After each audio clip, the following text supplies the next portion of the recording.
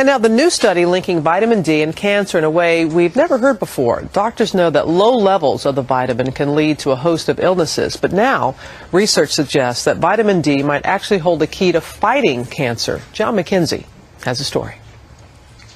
The studies just keep coming, the evidence mounting. Low levels of vitamin D are now linked to so many illnesses, from breast, colon, and prostate cancers, type 1 diabetes and asthma, to multiple sclerosis and heart disease. I even think of vitamin D as the fountain of youth, if you will, in that it allows us to age well. At least that's the hope.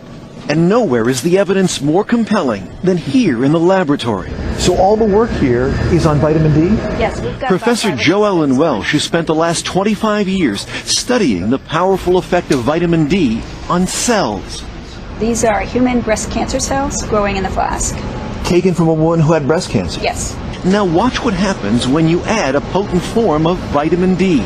Within just 4 days, half those cancer cells are dead. It looks like the cancer cells have basically shriveled up and died. The longer they're treated with vitamin D, the more of an effect we see. What happens is that vitamin D enters the cells and it triggers this cell death process. It's similar to what we see when we treat cells with tamoxifen. A drug used to treat breast cancer? Yes. That's amazing. It is amazing. It's a very dramatic effect. That was just the beginning. Researchers here then took human breast cancer cells and injected them into mice.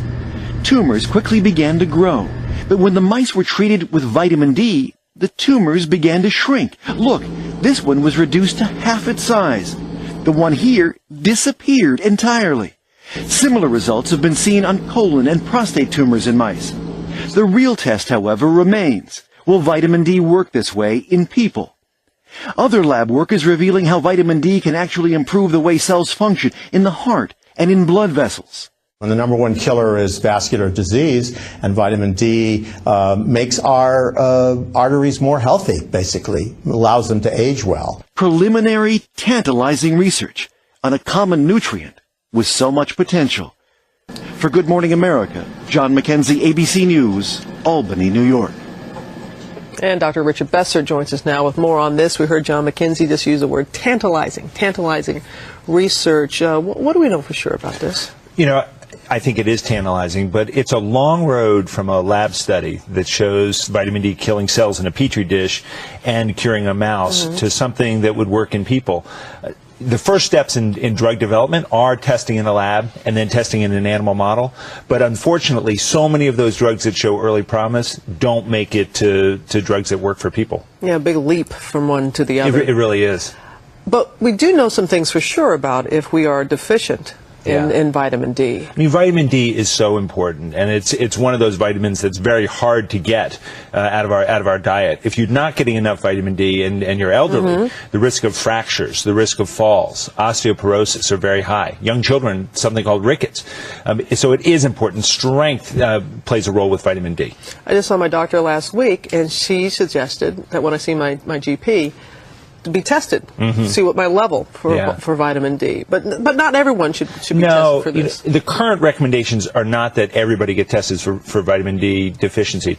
If you're in a risk group, so if you have kidney disease, if you're clearly somebody who's had fractures, then vitamin D testing is important. I think for other people, making sure you're getting a source of vitamin D is more important than even having that test. The sun? It is sun. And you know, we don't want people to get skin cancer, but if you go out in the sun between 10 and 3 twice a week and you're getting 5 to 30 minutes, depending on where you live, you'll get enough vitamin D. I'm looking out. There's a little sun out there today. Not much. There is, but your body will use it from the winter, from the summer during the winter. All right, Rich, thanks so much. And we have more info on our website, abcnews.com.